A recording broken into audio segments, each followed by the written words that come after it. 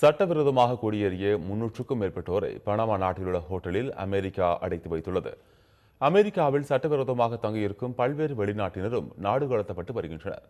கடந்த 2 வாரங்களில் 3 ராணுவ விமானங்கள் மூலம் 332 இந்தியர்கள் நாடு கடத்தப்பட்டுள்ளனர். இந்த நிலையில் நேரடியாக அமெரிக்காவிலிருந்து மக்களை நாடு கடத்துவதில் சிக்கல் இருப்பதால் பனாமா நாட்டு வழியாக சிலரை நாடு கடத்த அமெரிக்கா நடவடிக்கை எடுத்துள்ளதாக கூறப்படுகிறது. இந்த நிலையில் சட்டவிரோதமாக குடியேறிய 300க்கும் மேற்பட்டோரை பனாமா நாட்டில் உள்ள ஹோட்டலில் அமெரிக்கா அடைத்து வைத்துள்ளது. அங்குள்ள ஹோட்டல் ஒன்றில் அவர்கள் துப்பாக்கி ஏந்திய போலீசாரின் பாதுகாப்புடன் தங்க வைக்கப்பட்டுள்ளனர்.